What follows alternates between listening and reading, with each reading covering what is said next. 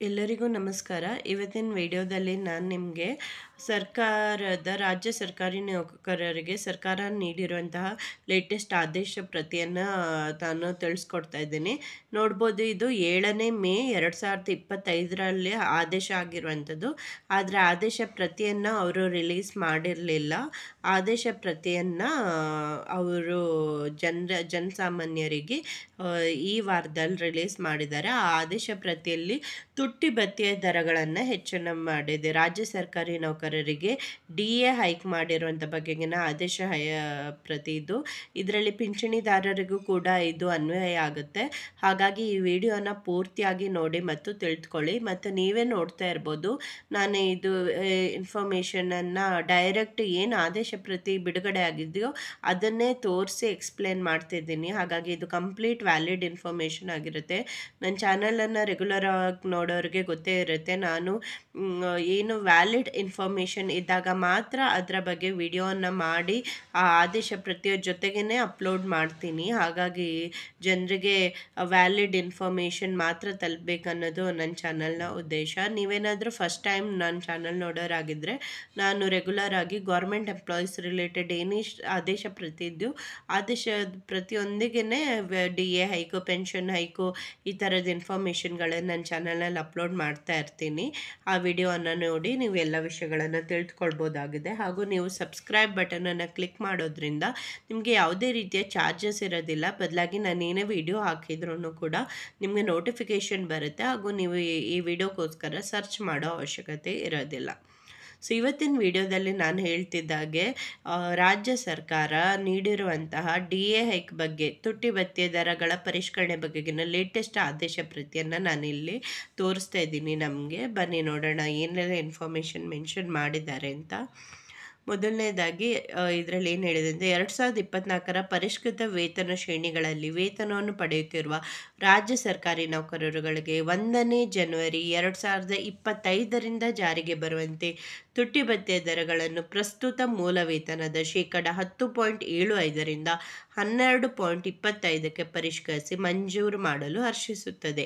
ನೀವೇ ನೋಡ್ಬೋದು, ಜನವರಿ 1ರಿಂದ ಆಗಸ್ಟಿಂದ ಏನು DA ಹೈಕನ್ನು 10.75 ಅಂತ ಮಾಡಿದ್ರು, ಆ DA ಹೈಕನ್ನು ಜನವರಿ 1ರಿಂದ ಜಾಸ್ತಿ ಆಗಿ 12.25% ಆಗಿ ಬರುತ್ತೆ. ಈ DA ಹೈಕ್ ಅನ್ನೋದು ನಿಮಗೆ ಏನಂದರೆ ನಿಮ್ಮ ಮೂಲ ವೇತನದ ಮೇಲೆ ಅಪ್ಲೈ ಆಗುತ್ತೆ ಅಂತ ತಿಳಿಸ್ಕೊಟ್ಟಿದ್ದಾರೆ. ಮತ್ತು ಡೀಟೇಲ್ಸ್ ಕೊಟ್ಟಿದ್ದಾರೆ ನೋಡಿ. ತುಟ್ಟಿ ಭತ್ಯೆ ಉದ್ದೇಶಕ್ಕಾಗಿ ಮೂಲ ವೇತನ ಎಂದರೆ ಸರ್ಕಾರಿ ನೌಕರನ್ನು ಧಾರಣೆ ಮಾಡಿರುವ ಹುದ್ದೆಗೆ ಅನ್ವಯವಾಗುವ ವೇತನ ಶ್ರೇಣಿಯಲ್ಲಿ ಪಡೆಯುತ್ತಿರುವ ವೇತನ ಮತ್ತು ಅದರಲ್ಲಿ ಇದೆಲ್ಲ ಏನೇನು ಕಂಡೀಷನ್ ಇದೆ ಅಂತ ಎಕ್ಸ್ಪ್ಲೇನ್ ಮಾಡಿದ್ದಾರೆ.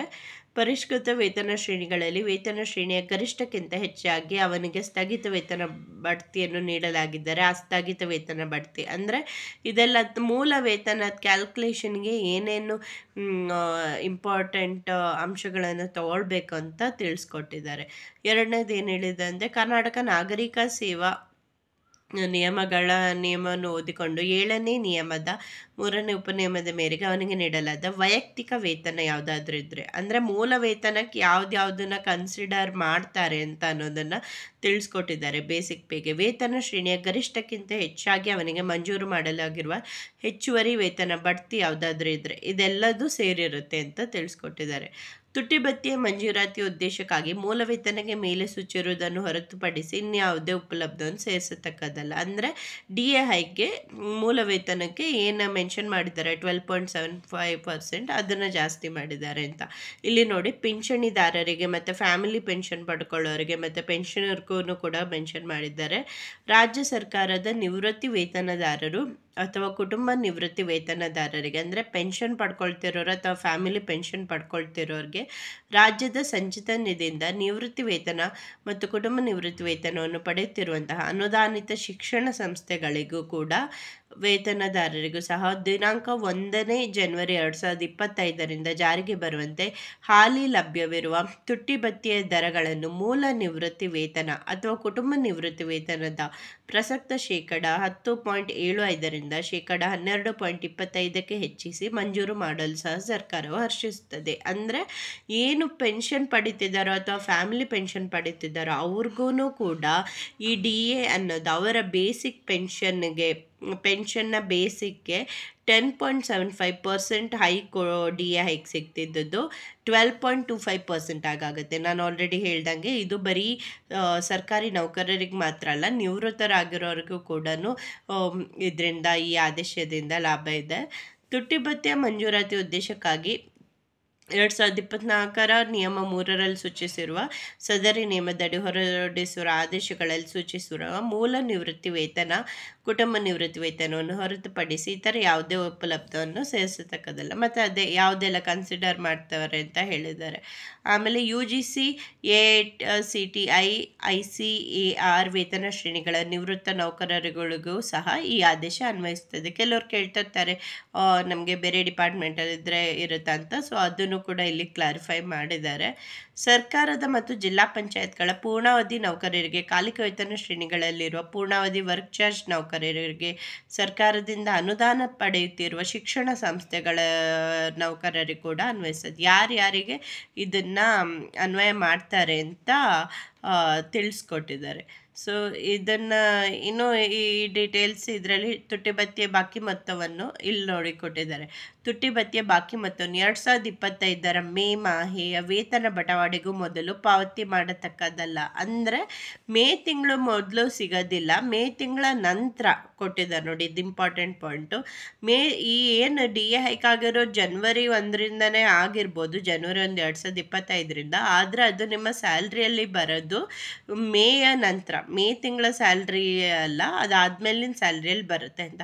ಸೊ ನೀವು ಕೆಲವ್ರು ಅನ್ಕೊಬೋದು ಜೂನ್ ತಿಂಗಳು ಸ್ಯಾಲ್ರಿ ಬಂದಿತ್ತು ಅಥವಾ ಪೆನ್ಷನ್ ಬಂದಿತ್ತು, ಅದರಲ್ಲಿ ಜಾಸ್ತಿ ಆಗಿಲ್ಲ ಅಂತ. ಸೊ ಆದೇಶ ಹೊರಡಿಸಿದ್ದಾರೆ ಅಂದಮೇಲೆ ಖಂಡಿತ ಆಗೇ ಆಗುತ್ತೆ. ನಾನು ಆಲ್ರೆಡಿ ಮೊದಲು ಹೇಳ್ದಂಗೆ ಡಿಪಾರ್ಟ್ಮೆಂಟ್ ವೈಸಲ್ಲಿ, ಬ್ಯಾಚ್ ವೈಸಲ್ಲಿ ಜಾಸ್ತಿ ಮಾಡ್ತಾ ಇರ್ತಾರೆ ಸರ್ಕಾರಕ್ಕೆ ಹೊರೆ ಆಗಬಾರ್ದು ಅಂತ. ಆದರೆ ಈ ಆದೇಶ ಬಂದು, ಈ ಆದೇಶವನ್ನು ನಾನು ಹೇಳ್ದಾಗ ಈ ವೀಕಲ್ಲೆಲ್ಲ ಡಿಪಾರ್ಟ್ಮೆಂಟ್ಗೂ ಕಳಿಸಿರೋದ್ರಿಂದ ನಿಮಗೆ ಪೆನ್ಷನರ್ಸ್ ಯಾರ್ಯಾರು ಪಡೆದಿರ್ತಾರೋ ಹಾಗೂ ಸ್ಯಾಲ್ರಿ ಯಾರ್ಯಾರು ರಾಜ್ಯ ಸರ್ಕಾರದಿಂದ ಪಡೆದಿರ್ತಾರೋ ಅವರೆಲ್ಲರಿಗೂ ಕೂಡ ನಿಮಗೆ ಇದು ಸಿಕ್ಕೇ ಸಿಗುತ್ತೆ. ತುಟ್ಟಿ ಭತ್ಯೆ ಸಂಭಾವನೆ ವಿಶಿಷ್ಟ ಅಂಶವಾಗಿ ತೋರಿಸುವುದು ಮತ್ತು ಯಾವುದೇ ಉದ್ದೇಶಕ್ಕಾಗಿ ಇದನ್ನು ವೇತನ ಎಂದು ಪರಿಗಣಿಸಲಾಗುವುದಿಲ್ಲ. ಅಂದರೆ ಇದು ಡಿ ಎ ಹೈಕ್ ಸಪ್ರೇಟ್, ಇದು ಮೂಲ ವೇತನದ ಪಾರ್ಟ್ ಆಗಿರೋದಿಲ್ಲ.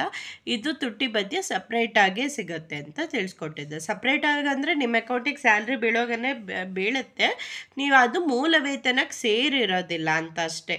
ಸ್ಯಾಲ್ರಿನಲ್ಲಿ ಡಿಫ್ರೆಂಟ್ ಕಾಂಪೊನೆಂಟ್ಸ್ ಇರುತ್ತಲ್ಲ, ಮೂಲ ವೇತನನೇ ಬೇರೆ, ತುಟ್ಟಿ ಭತ್ಯೆನೇ ಬೇರೆ ಆಗಿರುತ್ತೆ ಅಂತ ಅಷ್ಟೇ ಹೇಳಿದ್ದಾರೆ. ಇದಂತೂ ತುಂಬಾ ಗುಡ್ ನ್ಯೂಸು.